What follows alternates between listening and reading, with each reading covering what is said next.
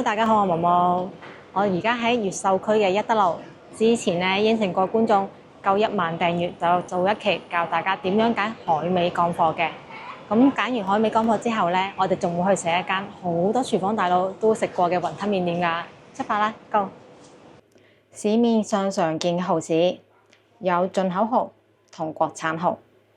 咁先講一下進口蠔啊，呢款咧係日本蠔豉。日本蠔嘅製作方式係先用熱水殺煮，然後曬乾。咁殺過嘅蠔豉咧有個優點嘅，就係更加完整，而且煲嗰陣時咧冇咁容易爛啦。蠔味咧亦都會濃郁一啲。咁呢啲咧就係國產蠔豉，根據規格製作工藝嘅唔同。一般咧我哋係會將細嘅稱之為煲湯蠔，而大嘅咧就有金蠔同埋半乾濕蠔。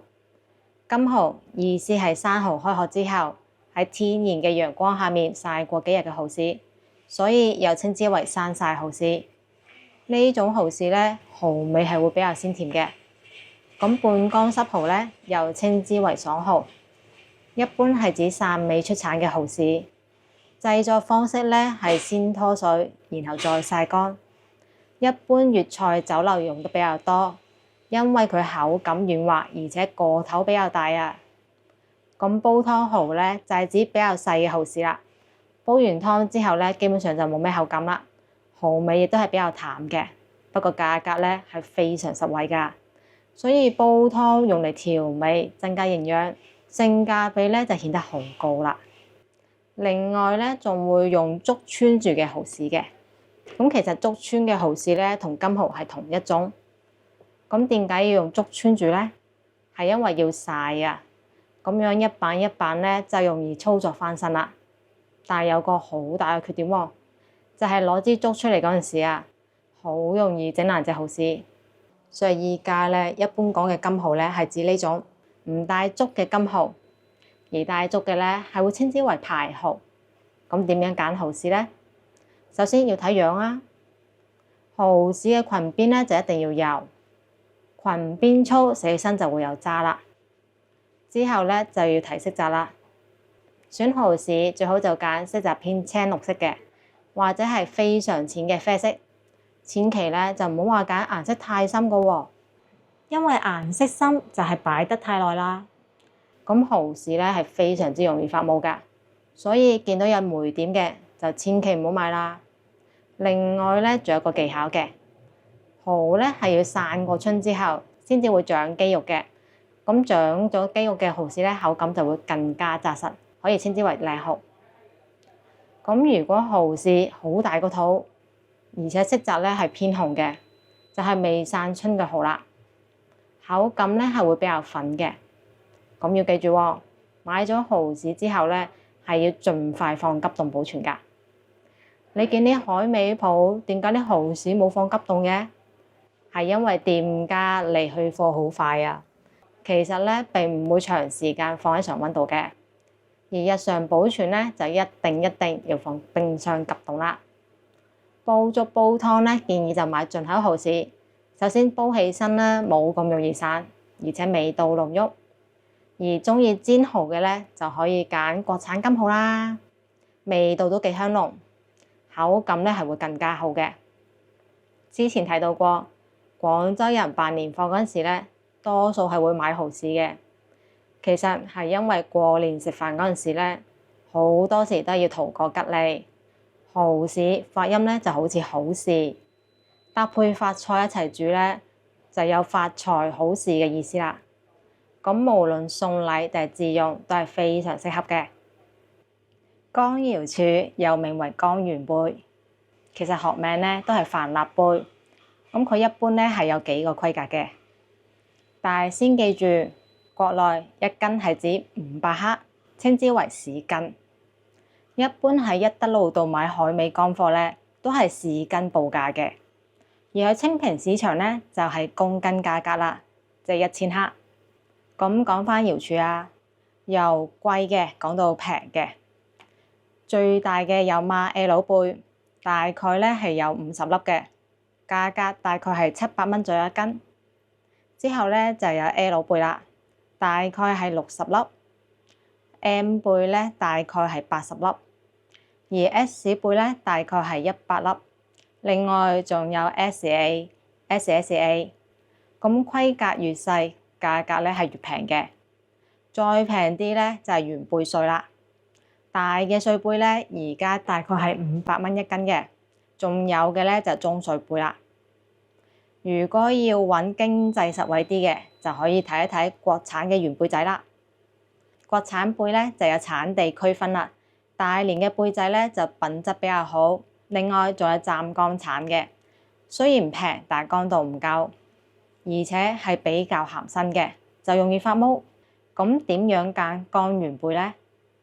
花膠鮑魚就話揀舊水啫，而乾瑤柱同蠔豉咧就要揀新水貨嘅。當年做當年買就係最好嘅。咁因為新出嘅乾瑤柱咧，味道係會更加香㗎。不過呢個新咧唔係指呢海產品一捕撈上嚟曬乾嘅就係新嘅啦，因為佢嘅製作過程咧係要先起殼，然後熱水煮完之後再曬翻乾。曬乾咗之後咧，亦都唔係即刻可以出廠㗎，係仲要存放一段時間嘅，漚到出味為止，咁先至係完整嘅一套製作過程。所以依家咧，我哋就從色香味嚟講解點樣可以揀到好嘅乾瑤柱啊。首先要睇色，即係睇佢個樣啊，要揀金黃色澤嘅，帶幼紋。有時食到啲乾瑤柱，咪話有渣嘅，就係因為紋理太粗，而有紋嘅咧就唔會有渣啦。而需要原隻上嘅菜式啦，例如瑤柱鋪啊，就要揀裂紋唔好太粗嘅，否則咧蒸完之後就好容易會散噶啦。再嚟咧就係聞香啦，不過隔住個屏幕，估計大家咧就聞唔清楚啦。但係有心嚟買嘢嘅話咧，就唔怕聞啦。香味濃郁咧係聞得出嚟嘅，睇樣可能覺得差唔多，但係有聞上去差好遠嘅貨㗎。聞完之後咧就可以睇睇個味啦。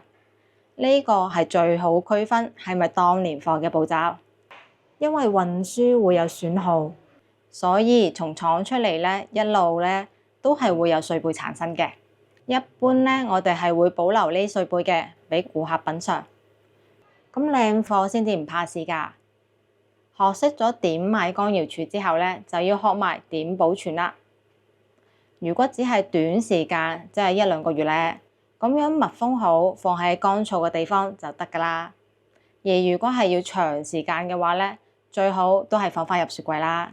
不過都係要密封好㗎喎，存放唔好就會起粉㗎啦，再放下就會走味㗎啦，咁就嘥晒啦。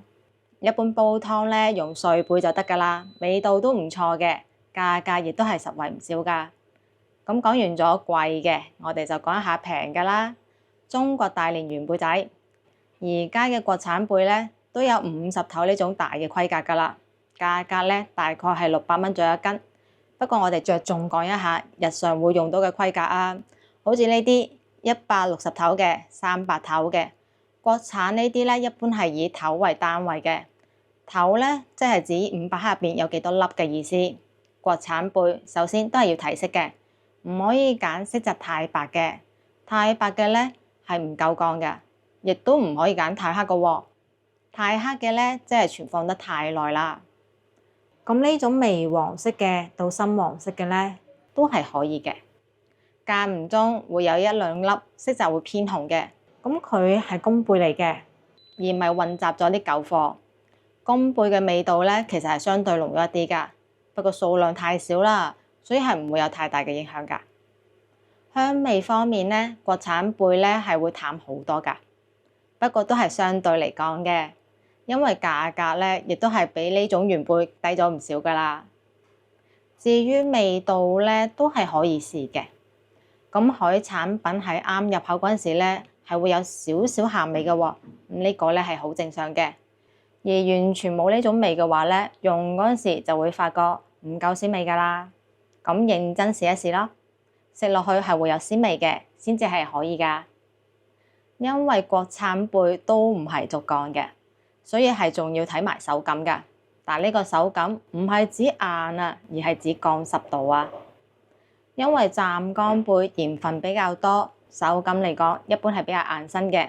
而大連貝仔咧，就算係乾咗，都係會有少少鬆散嘅感覺㗎，即係咁樣一用力啊，係會撕成一絲絲㗎。咁樣講解會唔會無聊呢？留言話我知啊！如果大家仲有興趣，就2萬訂閱再做一期。大家就唔使問我店鋪地址啦，我唔想個頻道做得太商業化，直接教你哋揀好過啦。授人以魚不如授人以漁。咁我哋出發去食嘢啦。呢度咧就係一德路地鐵站 B 出口，一出地鐵站咧就成條街都係海味批發市場啦。咁講係批發市場啫，不過都係會做零售嘅。左手邊呢個場咧係叫做海勤城，呢幾年先開嘅。一德路咧以前就係得一個海味乾貨批發市場，就係總社，就係而家山海城嘅位置啦。咁後嚟咧先起咗咁多個批發市場嘅。但係最早起嘅咧係海中寶，所進駐喺海中寶嘅商戶咧，一般都係老行尊啦。我哋沿住左邊行落去啊！呢度係臨街騎樓，可以遮風擋雨，行起身係幾方便嘅。咁街鋪咧賣嘅嘢就比較雜，價格就唔會太受惠。不過有個好處就係佢開嘅時間會比較長，有啲甚至係365日全年無休添。而商場嘅話咧，各有側重啦。例如前面左邊呢個以前係水產市場，所以佢賣嘅咧就全部都係魚乾仔。而右邊咧就係海中寶啦，佢賣嘅咧就以花膠為主。除咗嚟一德路買嘢之外，好多人係中意嚟一德路影相嘅，可以見識一下嘛。咁大規模嘅海味乾貨批發市場，唔好話全國啊，全世界啊都係嗰一家。咁呢間咧就係我哋要食嘅店，咁佢咧係同長壽東路嗰間賣長壽伊麵嘅堅記唔同嘅。咁呢間店咧都開咗好多年，係我一出嚟一德路度做嘢就已經喺度噶啦。裝修咧就已經充滿咗年代感。我哋入去食麵啦。唔該，俾一碗雲吞麵同埋牛腩麵。哦，兩個都麵。兩個都係麵。我老闆娘好少做嘢，佢呢個細路要嚟緊大學嘅。仲讀緊大學㗎，我見開咗好耐啦。我出嚟做嘢就已經喺度。幾年咯。冇話諗住租間鋪出嚟就算咩？呢邊租金好勁㗎。租就好過自己做。佢話做開有感情。哦。即係做開幾十年有感情。咁啊係。湊大一個細路咁樣講。係咯。放咗就冇㗎啦。係啦，連口罩嗰段時間都仲有堅持開鋪㗎嘛，我見。啊。臨開嗰時就開冇人都照坐喺度照。已經濟蕭條，所以你睇下，成條路未試過咁。係好交關，一年比一年難做生意係。好，我食麵先啦。咁佢呢度咧係用傳統嘅豬骨湯，所以湯色咧就比較足一啲。一碗咧有4粒雲吞，擺咗少少葱花，同搭一條菜嘅。雲吞麵15蚊，試下湯先。好濃嘅豬骨味，咁啊冇味精嘅，飲完係唔會頸渴嘅。咁啊試下個麵，全打麵咁食得出有好濃嘅蛋香味嘅，不過咧就冇竹升麵咁彈牙咯。試埋佢隻雲吞啦，雲吞裡面咧就有好大粒冬菇嘅，咁啊好有冬菇香味。不過咧就有個缺點，個雲吞咧係先淥咗一次先嘅，咁啊煮麵嗰時又再淥多次，所以食起身係會比較腍身少少。雖然係全板麵，但係佢啲麵咧喺全板麵入邊嚟講都算係唔錯嘅，咪中規中矩嘅一碗雲吞麵咯。16蚊嘅牛腩麵，循例試咗個湯先，因為有腩汁湯咧係會濃少少嘅，都幾香牛腩味。牛腩咧就一共俾咗5嚿，有筋腩位置嘅，有肉嘅位置嘅。亦都有呢係肥瘦相間嘅，俾得咧係比較大塊嘅。我試咗個牛腩，都夠軟腍，好入味。試埋個麵啦，都係全蛋麵。牛腩味咧就濃咗一啲，所以食起身咧就野味。咁呢間鋪頭咧係比較老派嘅裝修，值得風扇，冇空調，所以夏天嚟食咧係會有少少熱嘅。老店有自己嘅做事風格，有自己整嘅鹹酸，有節醋，有豉油，亦都有辣椒油。呢間堅記咧係充滿咗年代感嘅店。咁你話好好食嘅話，又唔至於嘅。出品咧係屬於比較普通嘅，係路過可以一試嘅程度咯。可能就因為簡簡單單啦，所以就吸引咗好多食慣好嘢嘅廚房大佬嚟食啦。咁食完麵咧，我哋就繼續去行一下。咁一德路咧，其實一個街鋪一個月租咧係要10幾萬㗎。堅記佢一個鋪頭仔咧，堅持自己做而唔租出去，真係為咗多心嘅咋。咁呢段咧係以海味批發乾貨為主嘅，而行遠少少靠近石室嗰度咧就會以糖果批發為主啦。就算係美糖咧，都喺呢度批㗎。對面係南粵批發市場，係一個空調好猛嘅商場，咁亦都係以雜貨嘅店鋪為主嘅。以前一德路咧就有好多走鬼檔嘅，而家咧就全部都係緊檔啦。咁有得賣緊檔，梗係唔好揀走鬼啦。就算到依家咧都係㗎，走鬼大部分都係壓秤嘅，俾7兩8兩你算好心㗎啦，5、6兩嘅都大有人在啊！行到過嚟咧就已經開始見到比較多係涼果㗎啦，各種果脯果乾、月餅。月餅嘅話咧係會比喺門店度買平少少嘅。咁依家嘅一德路買嘢咧，唔係話開天價嘅喎，了解一下大概行情先至再還價咯。8年商都之中咧，最老嘅批發街道就得返一德路㗎啦，其他好多咧都係俾政府搬嘅官拆嘅拆。行到呢度咧，左邊就係石室教堂啦。石室教堂咧，無論以前定而家都係非常之受小姐姐歡迎㗎。不過影片時長有限，今期咧就唔詳細介紹石室啦。以後會詳細介紹嘅。咁石室左邊咧就係三中，不過門口咧其實係響大新路嗰度㗎。經過咗石室之後咧，後半段嘅一德路就係以糖果批發為主啦。咁我哋依家咧就過對面馬路，往左轉。咁呢度沿途嘅糖果批發店咧，曾經咧香港嗰間珍妮小紅餅咧都有分店喺度㗎。不過咧就捱唔過口罩時期，所以咧就已經執咗啦。咁本地人除咗嚟一德路買海味乾貨或者買呢食品之外咧，係仲會嚟感受一下節日氣氛嘅。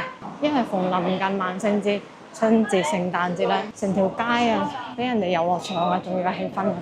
喺臨近中秋時節，仲兼職賣埋柚子添啊！左前方嗰個咧就係德寶廣場啦，主要就係賣掛曆、燈籠或者係其他嘅紙質裝飾物咯。而佢再前一啲嗰個啊，就係萬寧廣場啦，係一個比較高檔嘅裝飾品商場。我哋依家咧就轉入果菜直街。果菜直街咧就係臘味一條街，咁有好多臘味賣嘅。呢間咧係皇上皇嘅分銷店，亦都有秋之風賣嘅喎，亦都有滄州盞、鴨腎啊嗰啲都可以喺呢條街度揾到嘅。有啲小牌子咧都可以喺度揾到㗎。咁呢度咧曾經係諗住規劃成金融街嘅停車場嘅，不過最後咧都不了了之，所以咧就維持翻做一條臘味批發街啦。價格係確實會比門店嘅平啲嘅喎。板鴨啊、臘腸，200臘腸35蚊斤。咪一間鋪頭融合咗好多品牌。咁行到嚟呢度咧就有間清心雞沙田乳鴿店。而穿過咗果菜直街咧，就會有更加多嘅食肆㗎啦。行到果菜直街嘅盡頭，我哋又要往右邊轉嘅，好老嘅服飾店美景。而再往前行咧，係會有更加老嘅餐廳㗎。呢個咧就係明珠影畫院嘅舊址啦，而家咧係羊城電影資料館。咁大家更加熟悉嘅名咧，就應該係羊城戲院啦。咁係免費開放參觀嘅。咁再往前行咧，就係之前新開嘅大三元酒家。咁依家大三元酒家咧開咗間包鋪嘅喎，可以試一試佢出品點咯。價格唔貴嘅，好大個，個鬆包就8蚊個啫。麵包嘅話咧，經常都係10蚊以內嘅定價。大三元飲早茶咧，都係要排隊嘅喎，咁啊建議提前攞好啦。呢度咧係民間金融博物館，免費參觀，空調開放中。佢外邊嘅門頭咧係裝修得好古風嘅，以前嗰種當鋪風格。其實呢個地址咧本身係唐煙酒公司。見到我哋最多人熟知嘅順記飯店啦，咁係呢邊最老嘅餐廳之一，由街邊大排檔一直到米芝蓮一星餐廳。我哋就以後嚟食再詳細介紹啦。睇完最老嘅飯店之一，我哋行翻轉頭，行200米就會見到另外一間都係好老嘅餐廳啦。呢間呢就係盛記飯店，好老嘅一間餐廳啦，亦都係米芝蓮餐廳。佢呢同萬年係同一個老闆嘅喎。燒鵝呢係佢最好食嘅，而最好嘅地方呢就係佢有做快餐。咁好多附近返工嘅人呢都會過嚟食㗎。以前呢就喺店入邊度食，後邊呢就因為太多人食啦，所以喺旁邊開咗個鋪位專做快餐嘅。最招牌嘅燒鵝髀飯都係48蚊㗎。試一試佢出品點樣，48蚊呢個價呢係真係好抵嘅。咁我哋呢係繼續沿住呢個方向行，係會去到海珠廣場地鐵站㗎。呢間呢就係廣醫一院，喺鍾南山做嘢嘅嗰間醫院。咁依家呢，除咗呢個總部之外，喺斜對面長堤大馬路嗰邊呢，亦都有間呼吸分院嘅。我哋係繼續行。曾經嘅少年圖書館，樓上仲有咖啡廳。見到解放橋呢，再行過去呢，就係海珠廣場嘅範圍。咁我哋而家呢，就嚟到咗元江西路。咁依家嘅星華呢，開咗真係好多鋪頭啊！茶飲比較出名嘅呢，就有喜茶啦、茶理二世啦、霸王茶姬啦、專二啦。小食方面呢，美珍香啦，好出名噶啦。咁正餐方面嘅呢，想食牛肉火鍋就有潮發啦。如果係想食其他火鍋呢，就有臭臭啦。唔食火鍋呢，就可以睇下阿強加酸菜魚啦，點都得啦。真係非常之多餐廳啊！星環廣場呢，就有好多食肆啊。咁再繼續行過去呢，就可以去到海珠廣場啦。我哋而家呢，就已經睇到咗海珠橋啦。呢度呢，係以前嘅電力股份有限公司舊址，而家呢，係做成咗華僑博物館嘅。呢度呢，係出口，入口呢，喺靠近海珠廣場嗰邊。逢喺呢啲博物館呢，空調係十足㗎，真係行攰咗入去坐一坐唞一唞咯，免費參觀嘅。行到盡頭就見到我哋之前介紹過嘅海珠石啦。如果對面馬路去到海珠廣場呢，就有海珠廣場地鐵站嘅入口㗎啦。呢個呢，就係華僑博物館嘅入口啦。旁邊呢，就係星環廣場。星環廣場嘅露台度睇日落呢都幾靚㗎喎。如果等唔切日落呢，就可以睇睇海珠橋景啦，都係非常之靚㗎。咁我哋呢就過對面馬路。我哋而家喺海珠廣場啦。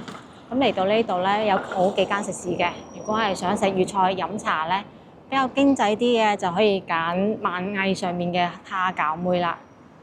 如果話想食好啲嘅呢，就可以揀廣州賓館頂樓嘅德雲宮啦。風景非常之靚，出品亦都唔錯。如果係要食中間價位啲嘅呢，就可以去彬彬廣場啦。而家呢係重新開業咗海珠樓嘅。彬彬呢就係比較舊嘅廣場啦，不過一直呢都有定期維護。依家全部都係服飾店。海珠廣場最標誌性嘅呢，應該係呢座廣州解放紀念碑啦。咁佢所在嘅呢段路呢，係叫做起義路，係1959年廣州解放10週年紀念。當時嘅市長朱光就任命雕塑家尹積昌設計，主體呢係一個解放軍士兵。喺1960年建成之後呢，係被評為羊城8景之一嘅。可惜啊，喺特殊嗰10年期間係被損壞咗㗎，所以而家睇到嘅呢，其實係由潘學良明成設計嘅，喺1980年重建。當時呢係由習仲勳揭幕㗎。雕像嘅正面呢係刻咗廣州解放後首任廣州市市長葉劍英嘅題字嘅。1949年10月14日廣州解放紀念。咁而喺雕像嘅4個角呢，分別係刻有一切權力屬於人民嘅印章嘅。其實呢都係為咗呼應1949年葉劍英喺紀念碑呢個所在位置講嘅廣州解放宣言。今期影片呢就到呢度啦，仲想學揀海味乾貨，食最地道嘅粵菜呢，就關注我頻道啦，點個 like 返去俾朋友仔，我哋下期見啦，拜拜。